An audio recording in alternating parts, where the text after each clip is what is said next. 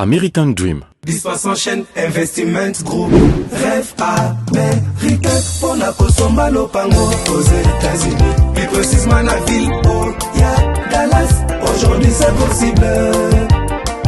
Pays moi pendant 30 ans. Ne vous trompez pas l'adresse. Dispace en chaîne, Investment Group. Voulez-vous acquérir une maison aux États-Unis? L'agence immobilière Dispensation Investment Group d'Elite Global, basée à Dallas, vous en donne l'opportunité. Il vous suffit de verser un acompte pour acquérir une propriété que vous payerez progressivement pendant 30 ans. Oui, vous avez bien entendu, pendant 30 ans. Contactez-nous au +1 737 420 84 24, au +1 469 720 60 93 ou au +1 737 548 51. Dispensation Investment Group, investissez dans votre avenir avec l'immobilier aux États-Unis dès aujourd'hui. Oh ma papa, ton maman Lopango. Rêve américain. Venez nous contacter. Rêve américain. Tapez sur Google. Dispace en chaîne, Investment Group. Na moke na komi baye. Lopango elenge. Ozala bayere elengi pou. Héritage à bana. Rêve américain. Pour la Kosomba Lopango aux États-Unis. Plus précisément la ville où y a Dallas. Aujourd'hui c'est possible. Pays m'a pendant 30 ans. Ne vous trompez pas l'adresse. Dispace en chaîne, Investment. Lotaka Music Band International. Nous devons toujours amener notre nation sur la bonne page. Nous avons une armée qui a des problèmes. Moi, je serais content que tout Congolais dise que, tu sais ce qu'il dit, que Lokata ba mercenaire. Trouve tout ce que tu dois trouver, mais nous ne négocions pas. Jusqu'à ce que cette histoire ici, on finit avec toi. C'est ça votre mission, de mettre fin à ces bêtises avec l'ennemi. Et tu sais qu'il dit, il le fait très bien. Voilà pourquoi on n'a même pas besoin des élections.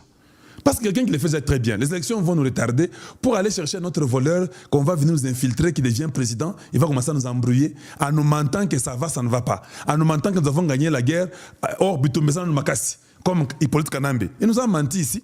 Nous avons eu des problèmes. Il est parti dire que non, nous avons gagné la guerre de 2012. On ne l'avait pas gagné. La preuve est que Bitumbesan continue. Maintenant, avec Tshisekedi, tout est clair. Nous continuons. Et les mercenaires, là, j'ai vu Indou Ngiriye, les Rwandais, là, de la très mauvaise qualité aussi. Un homme pas intelligent, très moins intelligent de tous les Rwandais. Oh non, il imite Mouya, c'est ce qui m'étonne. Hein. Mouya, aux abons, hein, j'ai quelque part là, Mouya, ça va. Hein. Je vois que Indou Ngiriye commence à suivre tes pas. Je suis content. Dans le média, il faut toujours faire que les gens viennent après toi. Il ne faut pas que toi tu ailles après les gens. Si tu te trouves seulement après les gens, tu es dans l'erreur. J'ai vu qu'Indou Ngiriye a su Malobanayo. Pour lobby, ou ceux qui avant lobby, au lobby, que Kagame vient d'accepter qu'il est le papa de M23. Tant que moi, lobby Kabongo, Indou Ngiriye Azoni, oh, Kassi, FDLR Eza, votre grand-fils, et puis les Wazalendo, votre petit-fils, j'ai dit, ah, voilà. Mouya l'a très bien eu. Il n'a plus d'inspiration, c'est Mouya qui commence à lui dire ce qu'il faut dire. C'est bien, continue cette volée-là, ou bien sûr ces volets-là. Voilà, je trouve que c'est intelligent. Continue comme ça, ramène Indou Ngiriye qui commence à répondre à ce que toi tu dis. Toi, tu n'as pas le temps de répondre à Indou Ngiriye. Indou Ngiriye doit avoir le temps de vous répondre, vous. Quand tu vois quelqu'un a le temps de te répondre, toi, au commis. Voilà, c'est comme ça. Ou bien, ah, yo. Voilà. Donc, ça, j'ai aimé de la part de Mouyaya. Il y a aussi autre chose que j'ai vu que Mouyaya a pu dire, que j'ai encore aimé beaucoup. Ça fait mal à Kagame et ça fait mal à beaucoup de gens. Ça, j'aime. Tu dois imposer la ligne de conduite. Le président Tshisekedi ne peut pas aller signer la paix à Washington sans qu'on puisse constater que les troupes rwandaises se sont retirées de notre territoire, déclare sur RFI le ministre congolais de la communication et des médias, Patrick Muyaya. Moi, j'avais aimé ça. Ça, on appelle ça pression médiatique. Ça a rendu tout le monde mal à l'aise au Rwanda. Ça a rendu mal à l'aise Indou Ngiriye. C'est bien. Il faut dire ça.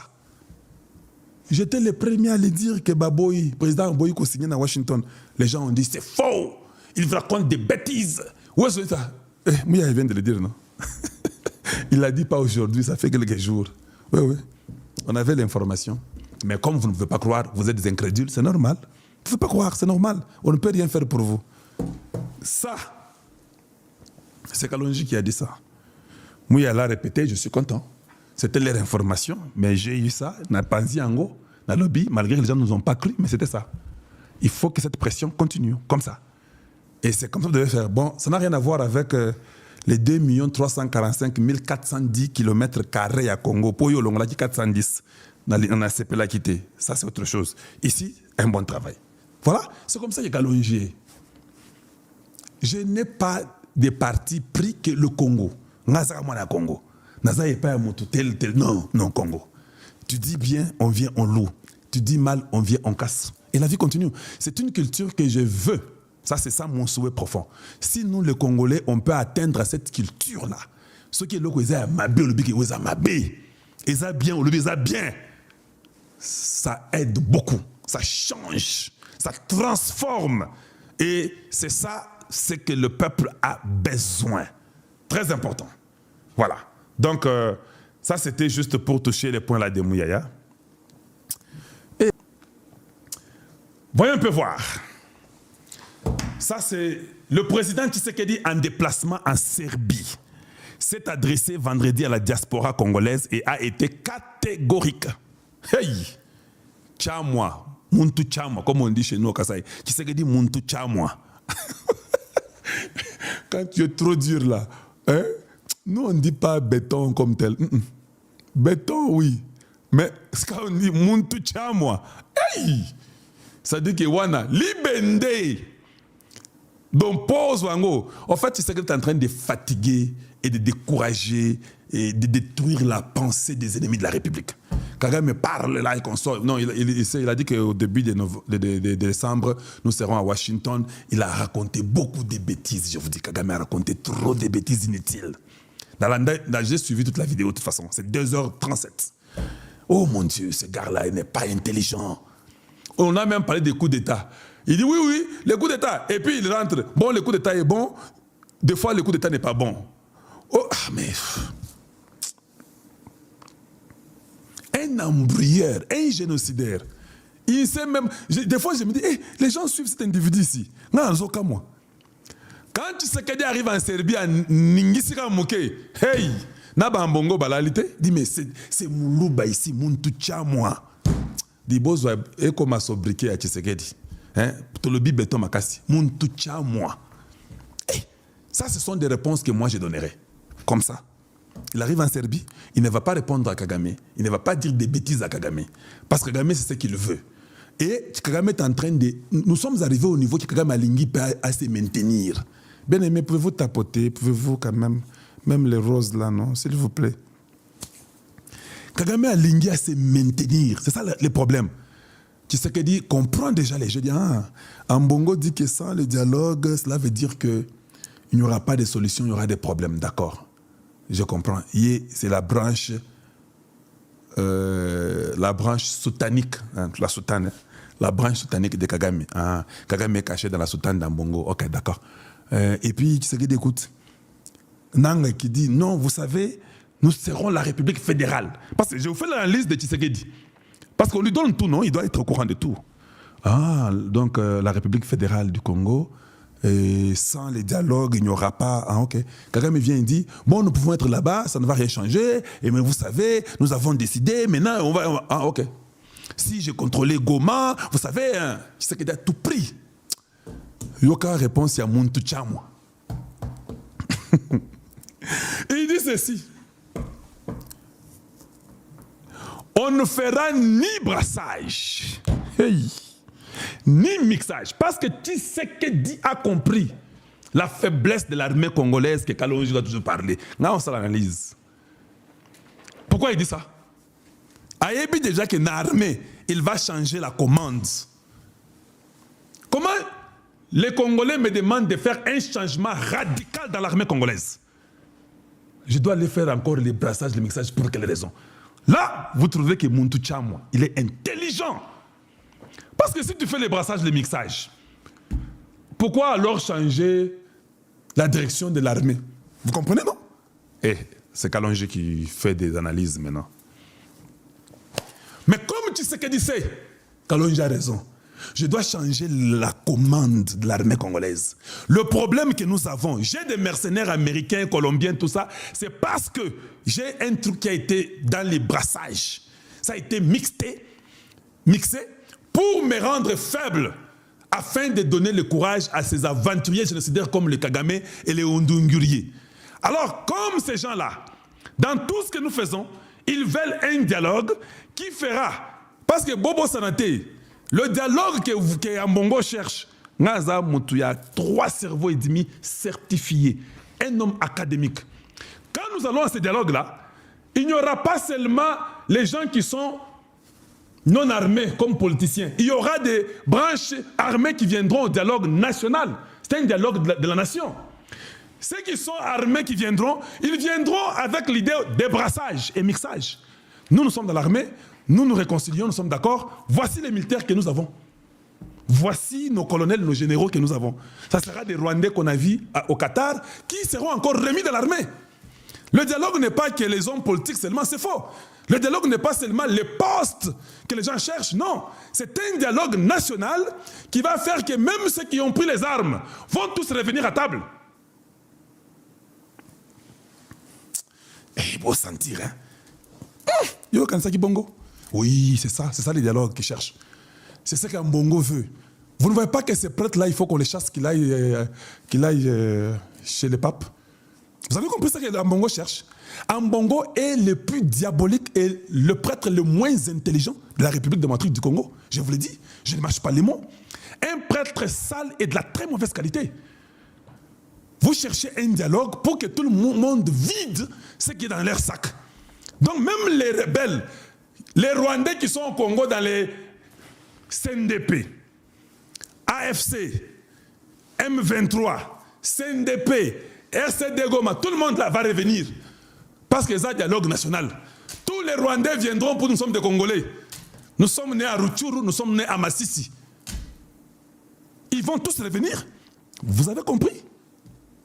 Vous avez compris que ça sera le brassage, ça sera le mixage, parce que vous ne pouvez pas faire une conférence nationale, vous donnez les postes aux politiciens moins intelligents, qui sont là que pour le poste. Il est ministre, il est directeur, il est content. Maintenant, il y a la paix. Non, il n'y a pas la paix. Toi, tu commences à avoir l'argent de l'État officiellement. C'est pourquoi il y a la paix. Il n'y a pas la paix.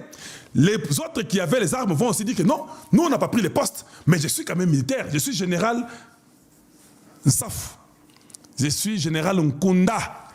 Je suis général Sagamadesu. Ils vont tous être réintégrés aussi, non? Dites-nous, quand est-ce que le Congo aura la paix? Et quand nous faisons ça, ces gens-là sont les agents du Rwanda et de l'Ouganda et du Kenya. J'ajoute les Kenyans pour la remettre Masolo et Ruto. Ce qui fait que le Rwanda continuera toujours à voler à l'est de la République. Ces militaires-là vont demander qu'eux doivent être seulement mis là-bas à l'est pour qu'ils continuent à faire passer tous les minerais du Congo. Et le Congo va toujours continuer à saigner de son sang jusqu'à ce que vous deveniez anémique. Et quand vous devenez anémique, ça devient compliqué. Vous ne raisonnez pas bien et la mort est à votre porte. American Dream. Dispassant chaîne Investiment Group. Rêve américain pour la Kosomba Lopango aux États-Unis. Plus précisément la ville où il y a Dallas. Aujourd'hui c'est possible. Pays moi pendant 30 ans. Ne vous trompez pas l'adresse. Dispassant chaîne Investiment. Voulez-vous acquérir une maison aux États-Unis? L'agence immobilière Dispensation Investment Group d'Ailid Global, basée à Dallas, vous en donne l'opportunité. Il vous suffit de verser un acompte pour acquérir une propriété que vous payerez progressivement pendant 30 ans. Oui, vous avez bien entendu, pendant 30 ans. Contactez-nous au +1 737 420 84 24, au +1 469 720 60 93 ou au +1 737 548 51. Dispensation Investment Group, investissez dans votre avenir avec l'immobilier aux États-Unis dès aujourd'hui. Oh ma papa, ton maman Lopango. Rêve américain. Venez nous contacter. Rêve américain. Tapez sur Google. Dispassant chaîne Investiment Group. Na moke na komi baye. Lopango elenge. Ozala bayere elengi pou. Héritage à bana. Rêve américain pour la Kosomba. bakosomba lopango aux États-Unis, plus précisément la ville ya Dallas. Aujourd'hui c'est possible. Pays m'a pendant 30 ans. Ne vous trompez pas la Grèce. Dispense chaîne Investment. Lotaka Music Brand International. Jimé, Zoaza Beto, papa, ma beaucoup contre la chombo. IDP, c'est vivant. IDP, c'est vivant. Zoaza Beto, Beto, la Fati, Beto, ma beaucoup.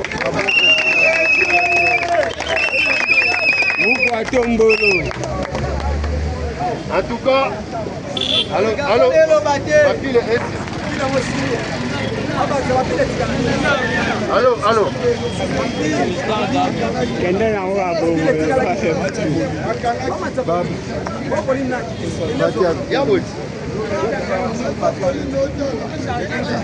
Papa, ma fille est si libre, bonne solution.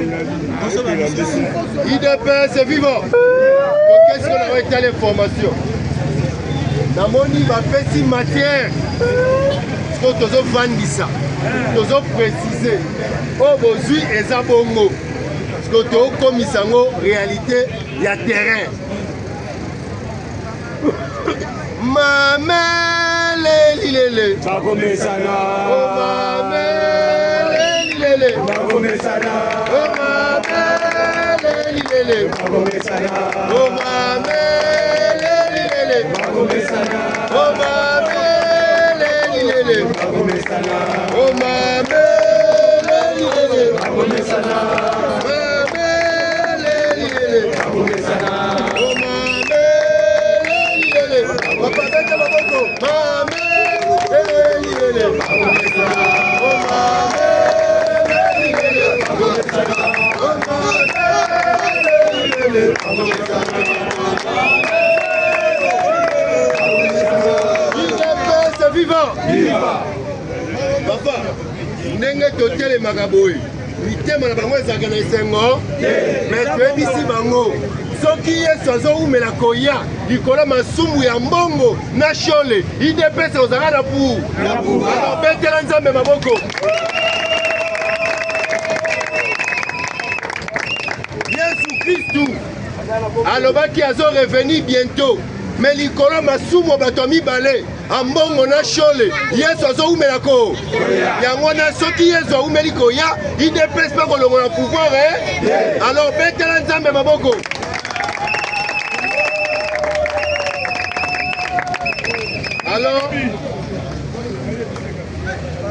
Alors nini papa nini yango isusu alors nde toza boye topesi nanu mbote na baconseiller ya chef de l'état oyo baza na souci ya base oyo alobi aosala mpo na parlement de Busenga Gabriel. Monsieur Joseph Moke de Wataaba Joseph Moke oyo campagne ya Chabwala ya solo oyo azosoutenir Fachime. Alors nde na minute oyo parlement de Busenga Gabriel elobi toza nsima na ye kosoutenir ye na chef de l'État. Alors bobete nanu Joseph Moke maboko alobi totindela ye baposa na biso nyonso yango totindela ye na lettre toza na posa ya détente ya 6 mètres toza na besoin ya 200 chaises ya plastique et puis ayebaka base ebele mpe baza na besoin misala IDPS vivant. Alors lokola message oyo ekei nasengi bobetela ye mpena maboko Joseph Moke betela Joseph Moke maboko.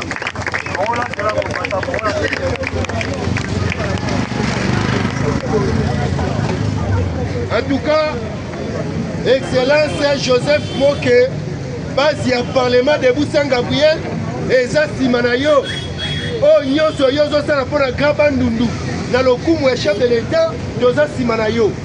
Yeba ke kala mingi te atolinga tokuta contact na yo mpo na basusi na biso ya base.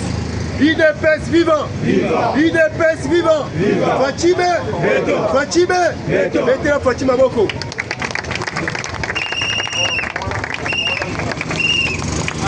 Papa, micro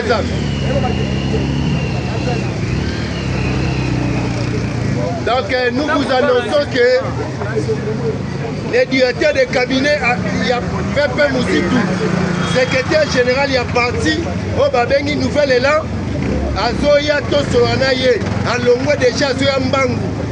Parce que ici, dans moins de 2 heures du temps, Parlement Kataka déjà et qu'il y a une sous-commission. Et moi, le bi à Zoya Mbangu, pour un respect à base. À Kosoana Bino, en Soana Biso, et puis tu aurais banni ton programme Yaliboso.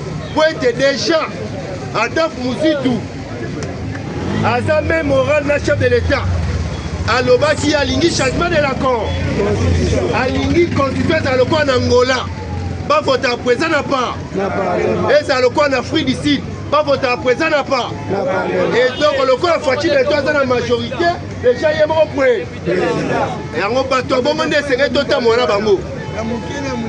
Tozana Vital Kamere, na alliance, mais Vital Kamere, na notika kolobate ko ba changer constitution.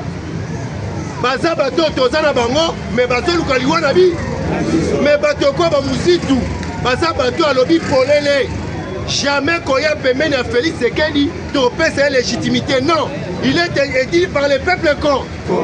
Dans la reconnaissance, il y a un politicien. Les Oyo. Comment les politiciens au bazar sincère avec les chefs d'État basés de l'été. Mouzitou a lobby na lingi changement encore.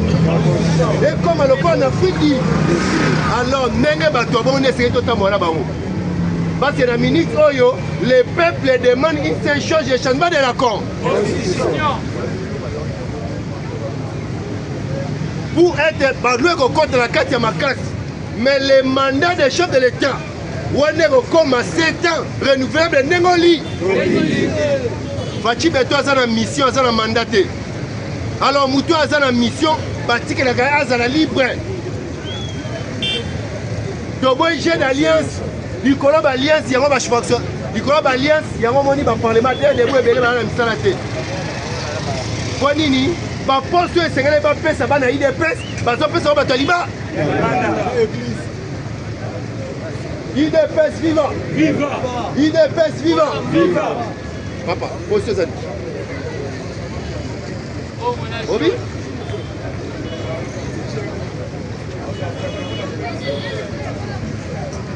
Donc, net aux aboyés, il y a quoi que base il y a parlement de Saint-Gabriel et ça concentré dans décembre à Ouato qui est le congrès.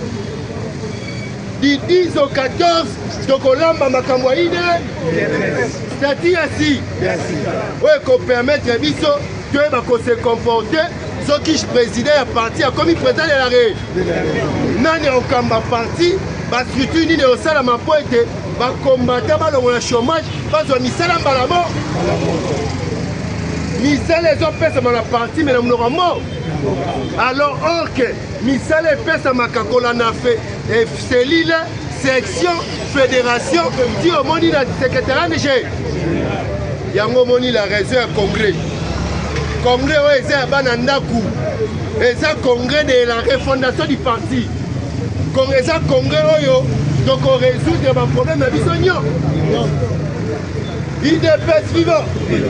Donc il y a un dossier à chef de l'État. Dossier à chef de l'État. Mettez la Fatima et Thomas Boko. Betela mwana maman Marthe Maboko. IDPS vivant. IDPS vivant. Sabino Fachibe. Dans son hasard, Beto Beta Maboko papa. Mwana maman akendaki depuis jeudi. Akendaki na Serbie. Kuna ezali sur invitation. Il y a président Serbie. Vous avez vu que Fachi Beto Akenda la Serbie na ba 2020 babengi lisusu et kuna za na 3 jours avant comme pas Poutine. IDPS vivant. Le premier Fachi Beto azozala na Poutine muzu na mu. Et le 4 décembre olingo lingate Fachi Beto a donné à Trump muzu na. Alors na Serbie kuna komaki azo solola Asololi qui toque beaucoup des accords bilatéraux. Le protocole d'accord les a signé. na oyo etali République démocratique du Congo na Serbie basigné ti bakoro etali bale conformer bato sur le suivi ya antidopage bato ya sport domaine nyonso ya sport basigné nango mpe bakoro IDPS vivant Fachi Beto aza na mission aza na mandat te alors yo moto ozozela alongwa ye bana luke nano abandi manda na ye te oyo ezali transition sans Kabila tobengi yango TKS transition sans TSK transition sans Kabila manda na ye liboso ezobana 2030 IDPS vivant bomba Fachi Beto ndenge aza wana na Serbie asoleli na président wana akende na ministre ya sport ministre ya affaires étrangères vice-ministre ya affaires étrangères et ministre intérieur ministre intérieur a signé mpe bakor na etali sécurité IDPS vivant naesaki bino ke Félix Tshisekedi ye nde nzambe aponi mpo na Congo et soki ayaki te le pays déjà du parti na modèle oyo Kabila planifiaki kokata ya Congo mutenga te emaza te mais il a fallu un fils de l'homme l'envoyé de Dieu pour la RDC Félix Antoine Tshisekedi Tshilombo mwana ya mama Mark na Etchenji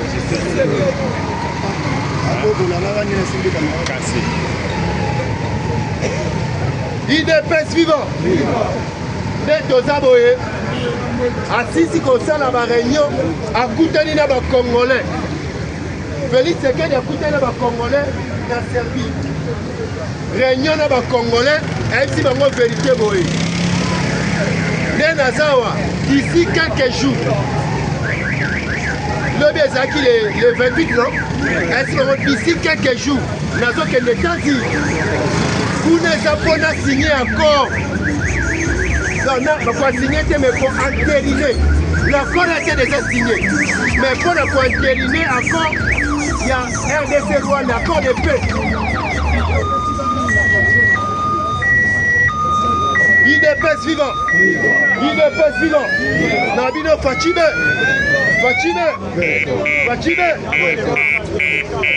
Dans le Zaboé, chef d'État ABC, ma Congolais na Serbie.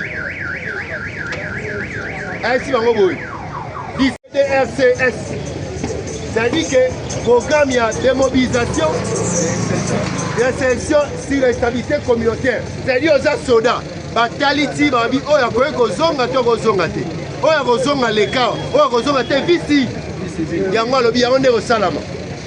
Et c'est couché dans l'accord de Doha, c'est couché dans l'accord des États-Unis, les 4 11.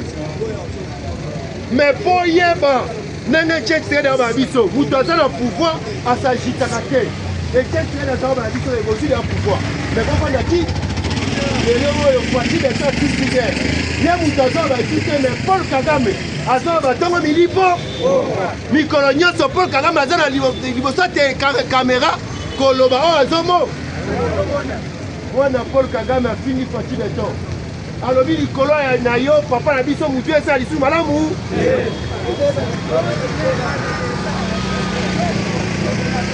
Paul Kagame, sachant sa mort prochaine, fit venir ses enfants, leur parlant sa terre. Alobi comme eza ngai na Bukavu na Kavu, fait boli bo zwango bo pesanga bilo na sengaki. Donnez-moi mes droits. Bona nini? Accord oyo Kabila signé na bango le 23 mars 2009 et le Bible comme à Bukavu turi côté nyonso wana eza Paul Kagame yenda kochaka batu okase Kabila mutando menzo ande Paul Kagame mutatini ba po ba facilitaka un sortie à minerai sortie à minerai yango lobi ba droit na ye wana oyo azwa na M23 bozongisa ya Fachi Beto lobi NON Kabila message ça qui est 60 millions chaque mois. Fachi Beto lobi NO. Papa m'a plus de situation zandé. Papa m'a plus de silimoto. Nous avons besoin de 6400 francs. bozala souple. IDPS vivant. Nalobino Kagame ami bimisi polele. Mais avant Kagame loba, moi nabitina nae kone nanga. Azoki malo. Mais lelo maloba kone nanga bakabwani. Oh. Ka kone nanga lobi ndenge mouvement bango ezali. Bazolinga bakene si tolongwa République démocratique du Congo, tokoma République fédérale du Congo. Batounie, bakolo fédéralisme et Tshisekedi na o babenga Kungwa Kuma. Mettons batali Congo ma bien. Congo ebongi na fédéralisme et sengeli tozala état unitaire fortement décentralisé. Mais le col a connaît nanga a Monique Kagame a CP de bazui comme à Bukavu Kagame a bien comme un ngai et si c'est un fédéralisme c'est un fédéral Zamba la raté bakoya na milongo sa moko reprendre milongo sa Frank Dio Maboy o kaka Jaja Wando boy, Jaja Wando bo, José Makila bo, mais bango nyonso wana bana misala kaga, mais bazongi mwa mutu. IDPS vivant. IDPS vivant. Na lobby na yo, kone nanga simbi touche na ka. Totuni bato ya réseaux sociaux. Bino totuna rabo finga Félix Seked. Lelo boyo kini. Est-ce que vous avez une situation? La tension ça va. Mais bien enfant, Dieu m'a dit qu'on m'écate. José Makila, bien sûr, comprend ici alors comment on comprend des théories des hommes sur la barroie. Je vais vous dire, rejoindre de Kaya Fachi, quand de la part. Jean-Jacques Wando, à l'ennemi qu'on fait avec Sekedi, à son qu'il connaît, à l'objet, non, on est collègues. IDPS vivant. Na lobby na yo. Kone nanga telemi. Dans na mutu na bango. Bazolinga te bakufa. Or que les États-Unis abi esengeli M23 coup. Balingi ko kasuli comme M23. Dans net okene a. C'est la dissolution définitive. Il y a M23. Dans les États-Unis ils ont kata comme M23 te. IDPS vivant. Yoka Sikoyo. Neto kende wana. Kagame déjà semaine wana. A combien de temps Mukanamula? A l'obio santé za bien te. Moi que les États-Unis ça.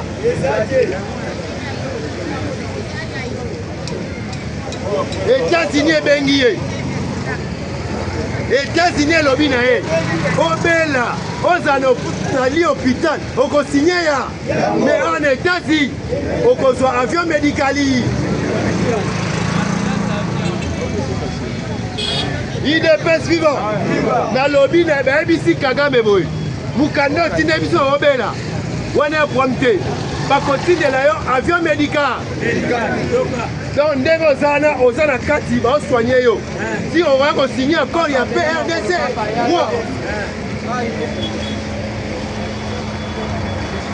IDPS vivant. Na lobby na yo Kagame nano kuta na mkuu wa boyeke. Asakani na Congo pendant 30 ans mais lelo nzamba tineli Congo mosungi. Comment Fachibe? Ce qui Fachibe toi a quitté papa. Kino lelo Rwanda a dirigé. Yango kaka PPRD petit à petit les Rwanda nous dit dirige.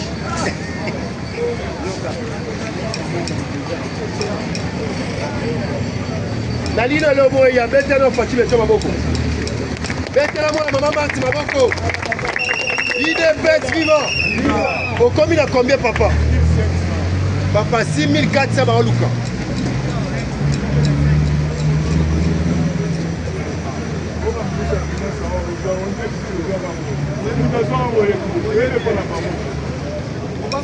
Et ça a biso combien papa?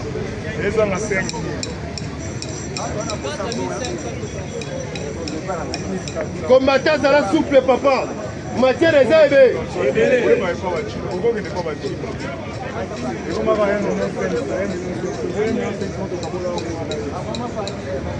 IDPS vivant, pose à la souple combattant.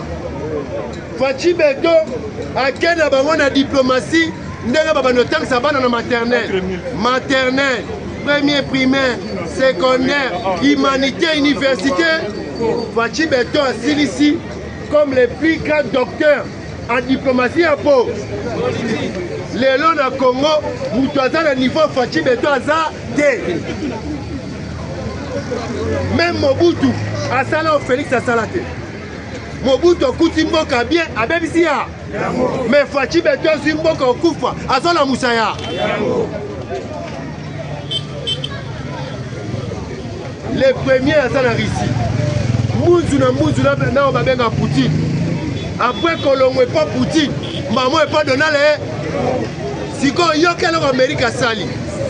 Kagame a signé, mais Batemwe pas ça. William Ruto, na président assemblée na une place, président Union africaine, na place, président Angola, na place. IDPS vivant, na bino Kagame a beli liboma papa. Et encore one, c'est ba signé ngo.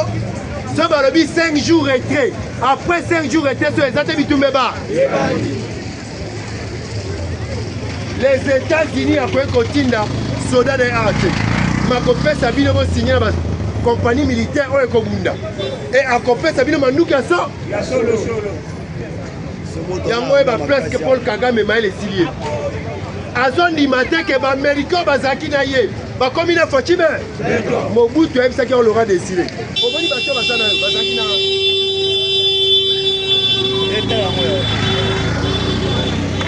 Mobutu aime ici l'aura désiré. Bah Américains bazana bazaki nangaï. Keba ba otika. Oh la senti papa. IDPS vivant. Et ça dit combien? Mais combattants. Et ça dit 3 000 francs, non? Bon, on peut s'en voter 3 000 francs. IDPS vivant. Fachi Beto. Ayebeke. Barrebel. Bazana Bla Moussousou. Souci à Banang et Zaki. Na Kagame, na Kabila, na Ruto, le long Ruto ont un témoin. Ceux qui Ruto ont un témoin, et Kagame a respecté. Moi, Ruto a bougé. Ceux qui ont Kotika Basoda, côté à Rwanda, papa a eu problème dans l'Américain. Bakatigno. Ce sont des pays qui vivent de la main des États-Unis. Mais RDC, RDC a minéré, na valeur il y a 27 trillions. Donc accordé Fatine à 5 000 milliards. Et ça problème. Natala qui va congolais ici va Congolais comme ça là. C'est parce qu'au Congo il y a trop de diplômés mais pas d'intellectuels. Congo a 16 milliards. Yoka bango. Kabila Kenda a nyongo te. Les gens font comme nyongo 16 milliards. Donc abi oza maël était. États-Unis a nyongo Chine. États-Unis, ils tiennent na nyongo sana ya. France a nyongo te. Dans les pays les plus endettés, on coûte à ok, RDC Fengali a des fois pour attendre développement. Papa, il y a une capacité à 27 000 milliards.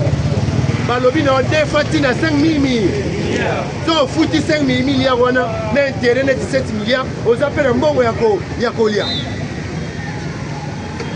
Mais au monde va tomber la Congo. Ote Kabila tient nyongote. Mais avec les on ça Kabila ne dirigeait pas.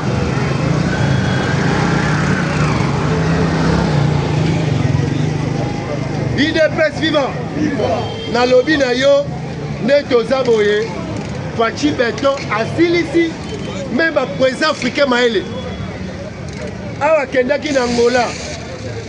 Asoyena président à Centrafrique. Asoyena président Sénégal. Petit dans autres la vieille. Nazarata le Kolayo. la présence Afrique, parce que ma camo Félix a coûté nango, moi bâti au coup nango jamais. Bakoye bisayo ba pétiole misat basala coup d'état papa ba bundisa ba français mutumo. Mais Félix a bundana monde entier. Plus de 250 attentats à Moutoumoko. Ah, au moins, il va prophétie à ma Congolais.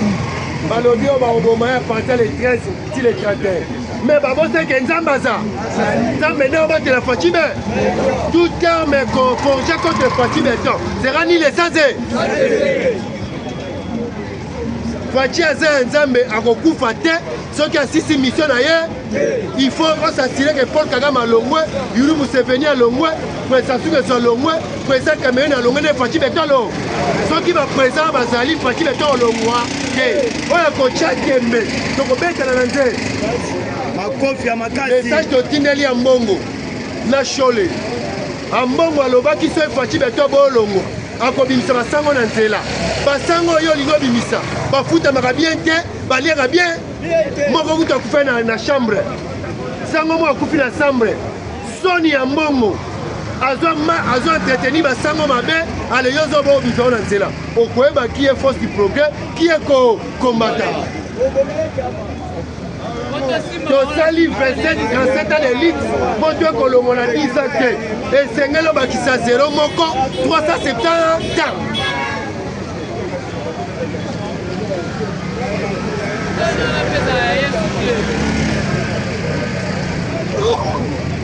IDPS vivant. Kagame a vivo pesa et oyaye. Pesa oya.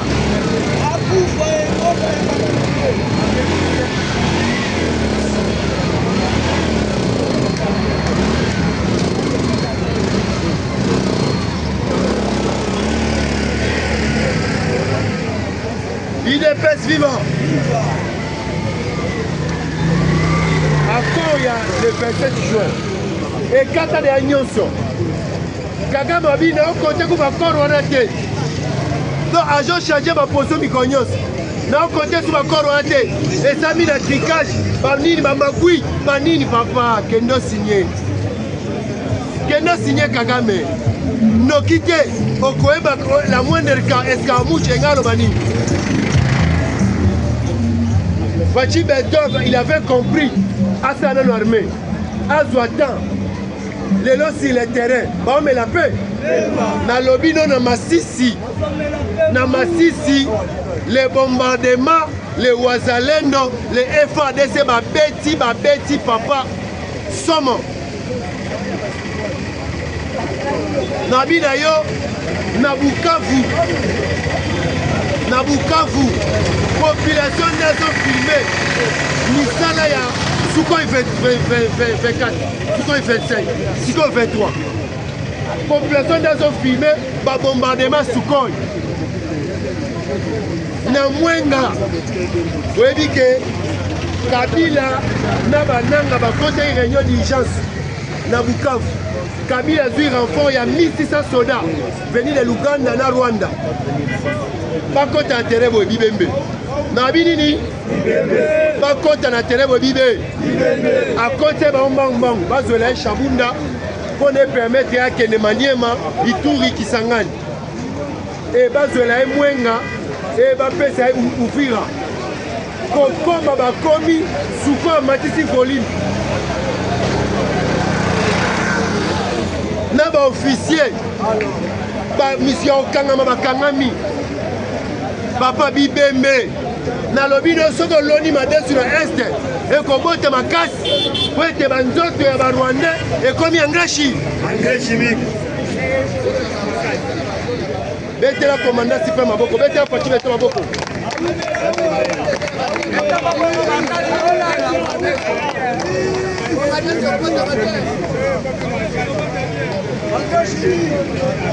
Bon, ma fille est à 2000 fois.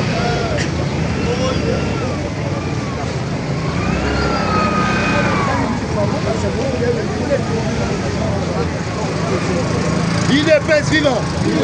Dans le lobby d'un boy. Kabila koti Bukavu basali réunion na bananga na batu ya Kagame que nous sommes obligés ya kozwa Shabunda kozwa Uvira na ba fils nyonso wana papa azwi renfort ya 1600 soda bauti Uganda na Rwanda kokota bakoti na terrain papa suko ya mati volume na bino drone azolala te merci au bibembe bibembe alors modèle bakufeli moi basa suezate non solo ni madesu na este e kobota de kwete bibembe ba Rwanda yango ne ngashi e Kagame azole la pamba te banda bafati na Congo nano akufela boete la moitié ya population rwandais ba jeune nyonso basi kuna basaka matanga te awa toki ke James Kabarebe akufi alinga ta ko kasango nango te James Kabarebe banda kufaki Paul Kagame alinga lobela ngo te pona oyeba boye James Kabarebe azwaka nini moko ntango auta na Kitona bamemaka ye mbangu na Rwanda malade bato bakamwa nde nini na bika me banda bika wana ekozwa maladi libumu ekoyi munde nao bakende na bazalinga atake ezwa soin mais donc Kagame asanti ke elie déjà enga kufa Kagame azwi so abatele na poison IDPS viva na bino batiki ake na Turquie na tiki bate babi ya obika te ozesi na mokolo mingi même opération so tosali komona koku ya bite nazo lepana biso basali opération na Rwanda esimi yango takusi na ye et jusque là Kagame omona ndenge oexplike bato apekisi famille na ye basala matanga IDPS vivant nalobi na yo Kagame asala politique tozobenga ye un grand stratège alobaka te le pays, le président le plus respecté du monde Kagame boye mais lelo Kagame a commis chaque semaine na semaine mo 2, 3, 4 interviews pour makambo ozomona elekeli ye ni ezanga nalobi te Kagame alobi c'est difficile de faire les affaires avec Tshisekedi soko signé na accord siko ntango abima ebine yango abi tuna bato basala ne baccord awangana nyo Kabila bi résister contre Tshisekedi il y a l'accord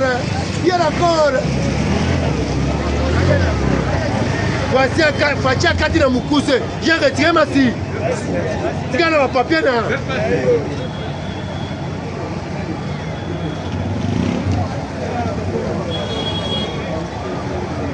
Fachi beto akati na mukuse j'ai retiré ma si tika na papier na papier ozomona signature donc nde ça retiré bien ekomi papier pamba papier ya omoni Kagame aleli abi Tshisekedi so signele baccord quelques minutes awangani na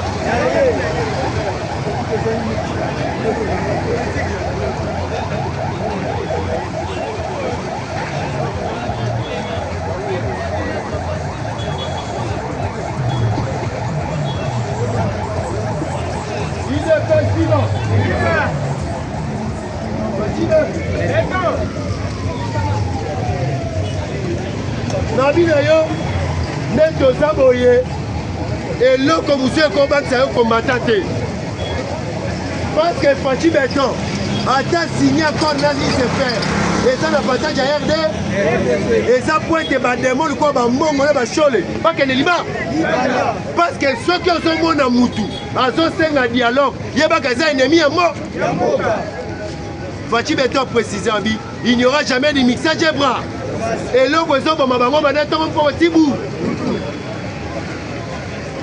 on fait le dialogue bakomensa ati bamarche mpo na dia Jean-Marc Kabunda abi les 15 décembre je serai dans les marches pour le dialogue o dialogue ekomi ya makasi bwani Fachi Beton bolobi asa eloko te mais bosa ya boganye une élection ye mutu ose eloko te bolingi kolia mbela ye bosala dialogue bokota na gouvernement na ye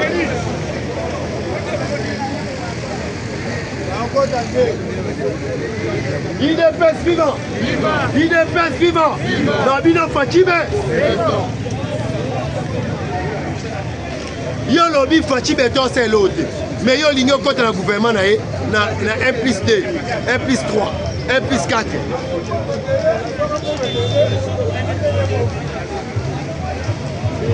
esimika te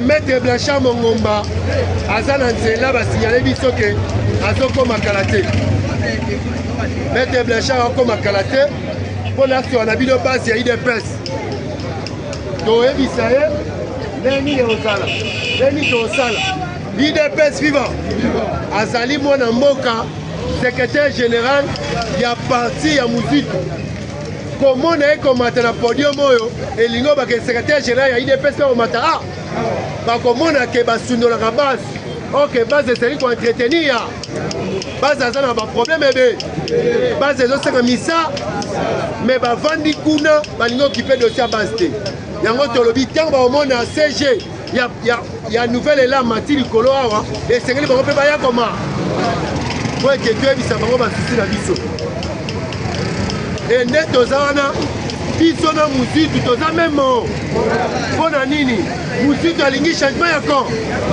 biso mpe tolingi changement ya camp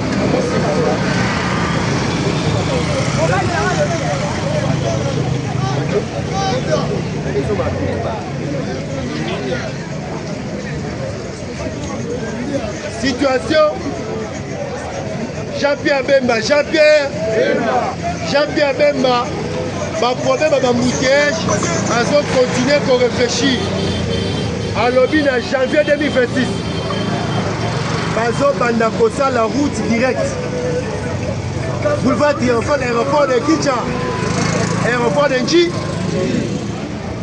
ekobanda na triomphal ezaka banzelo ezaka na katikati ya makadam ezaka aller retour kuna batelemaka te bakitaka mutu so okoti vers ero so outi aéroport vers okaka babaka triomphal route directe place nyonso nzela ozala moke batimoli su nzela esa mabe IDPS vivant nakasi bobeta maboko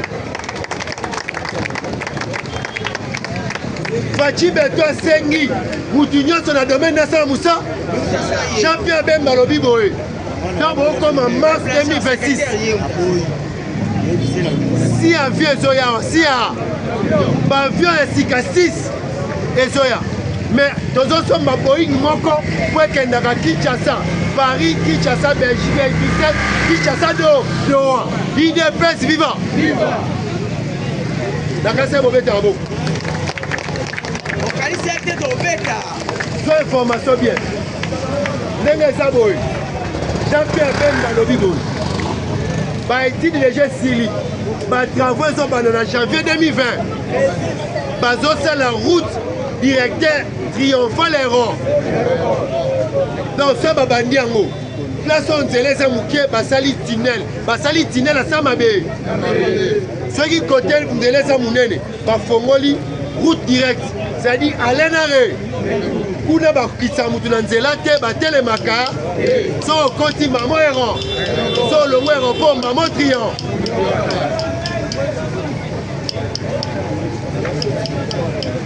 IDPS vivant nalobi na yo Jean-Pierre Bemba alobi clair na oyo ekosalama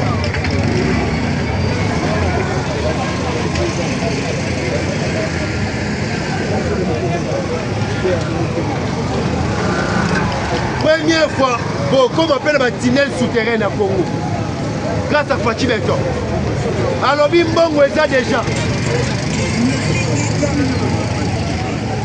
eza te oyo mutu engaki aéroport azwi moto non oke akefanda na ntiangu banda 9 heures ye mutu akende na 23 heures makambo ezosi Jean-Pierre Bemba alobi na mars 2026 si avion ya sika ezokota RD Air Congo bazotindele 2 avions ya sika bamarke wana eya na Congo te akoma nango 4 oyo babengaka Congo Airways azozwa 4 avions na Boeing wana mpona esaka ligne Kinshasa Paris, Kinshasa Bruxelles, Kinshasa Doha.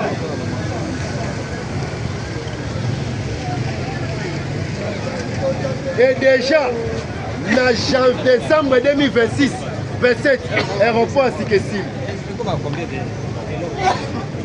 Décembre 2027 pour Banana premier Kesili.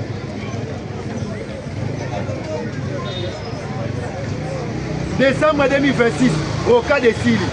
Roca de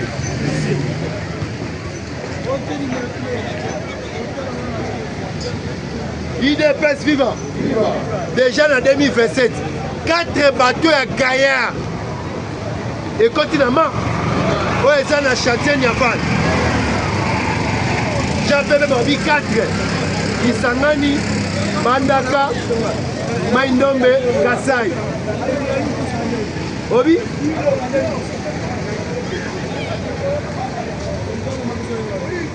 IDPS vivant. Na lobby na yo bazo se kacha pia bemba mais azo sala musa mais alingi résultat ne le ba oleke ya loba mi ko chaki chef d'état makele la bateau de pêche. Oui, bateau de pêche bande tema goma o ka mutala ba susu et kali 7 bateaux de pêche et région de Boma de partir au babengaka Espagne.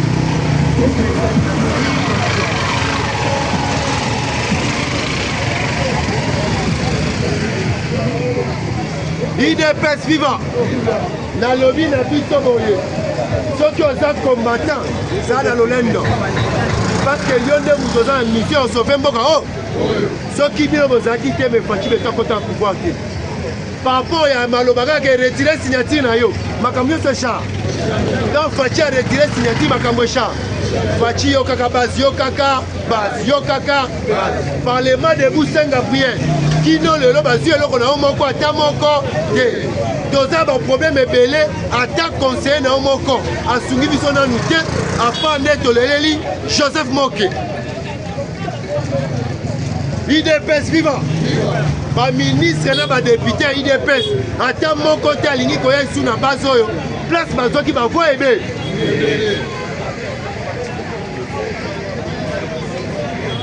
IDPS vivant na bina yo na Mwenga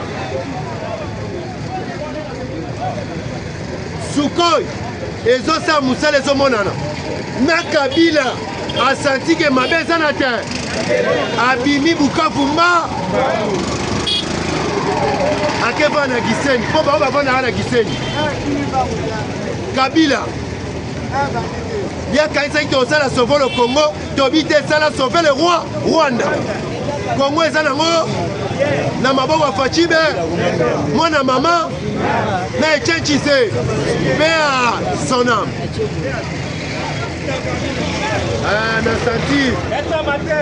Na senti maître oka conseiller ya gouverneur ya Mbandaka bato bazolia sa kotala bandeko IDPS vivant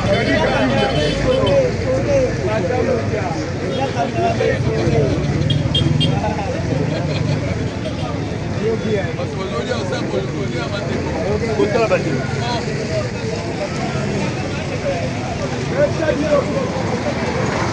papa nde toza boye totindela Jacquemain Chabani Maloba VPM ministre de l'Intérieur Jacquemain Chabani naloba na chaque jour ministre intérieur azala mutu malamu te ye azalaka na deux positions soit akangi yo soit abomi okoki kozala ministre intérieur gentil te bazosaka na faci beton mpo yo ozoaplike te omoni ndenge oplikela baassemblée provinciale omoni ndenge oplikele gouverneur papa esengeli ozala très méchant mutu nyonso asakani na faci na 8h 2 minutes bakangi ye ministre intérieur Azagamoute Malamoute, Jacques Chabani, CG IDPS, Moutou Asama Kamune Tshisekedi. Yoka base, Yoka base.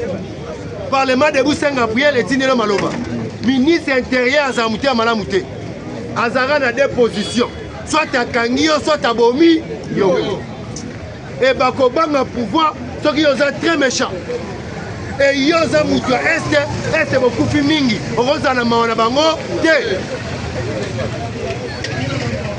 ministre intérieur. Toute la ville, au Kobanda, boulevard Lumumba, boulevard du 30 juillet, zéro caméra. Zéro caméra. Ça, c'est quel pays? Braquage air nyonso, enlèvement air nyonso. Vol la mer. Comment yo ministre intérieur au compte Kamboka Mounebo sans caméra? Moi que c'est la caméra te, maman ça m'a rond ngaba, tu éviter. Maman ça m'a bandel, tu éviter. Maman ça m'a kingasan, tu éviter. Et c'est la partie à bureau na autant ma place nyonso wana.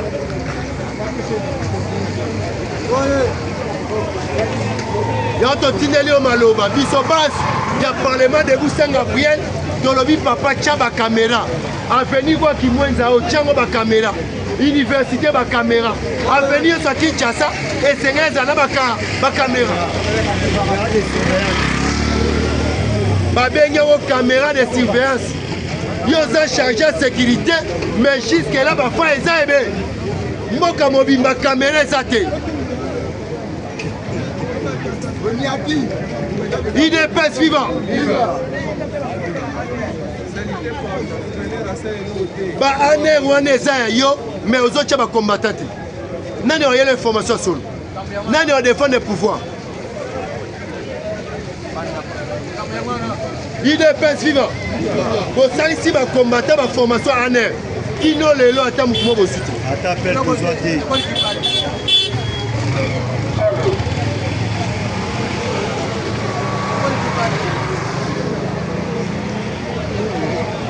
Papa Jacques Chabani, vice-premier ministre, ministre intérieur. On a un pouvoir dans biso ezande yo. Pesa ba Congolais carte d'identité.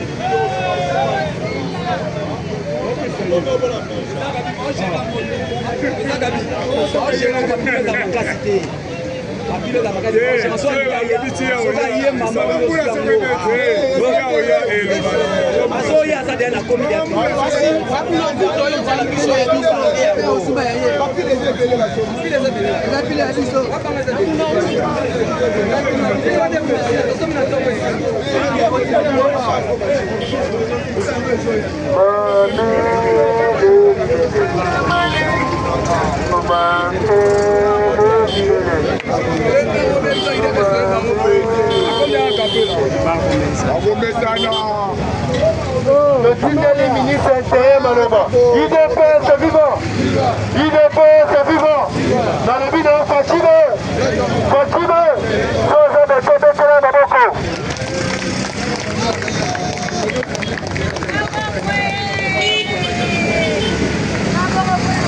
Napesa bino ba news. Maître Banchambo Bomba. Je vais parce que nous autres travaillons pour un travail à Kimouza. Mademoiselle Belé, et Bima A, moi j'attends en coma.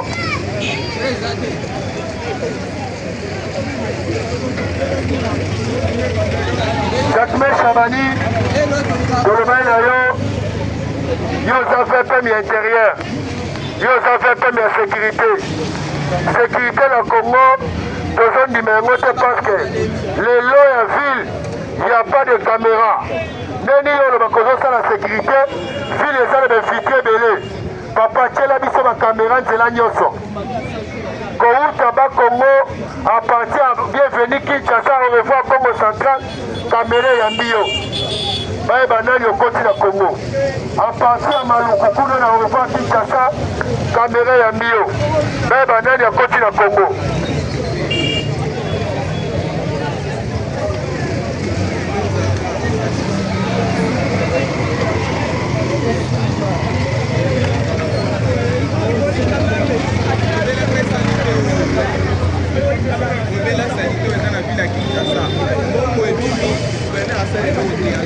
UDPS vivant. Tokomi na dossier ya salubrité à Kinshasa. Biso parlement de Bousseng Gabriel, toyela bino projet à Crime Congo. Projet ils ont collecté ma déchets, ils ont rendu yango bien marchand. Crime Congo bon écouté yango, la ville est devenue plus sale. Et il paraîtrait, le gouverneur, Babengi Daniel Bumba, a vu à 96 millions de dollars, mais la ville est trop sale. La ville est mauvais casting, il y a IDPS, mauvais casting, il y a. Parce que pour le gouverneur a ça le côté, baron oyo je comprends ça bongisaki et baby nene.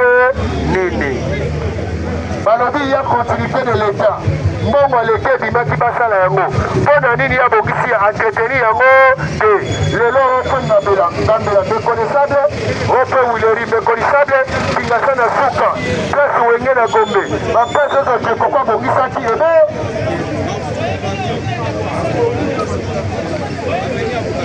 Il est pas suivant. Bafoule Tony Mboka, bafoule Tony. Il est pas vivant.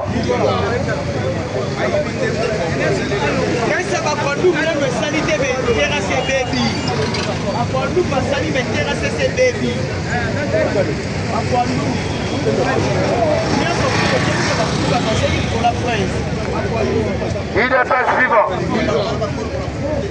On a foulé ici dans le Congo, pas ça, autorisation de Crime Congo à Banda. On fait ça Crime Congo autorisation. Société wana, dans 20 mois, au moment de Kinshasa, la foule était. Ma foule n'y a pas à la traiter.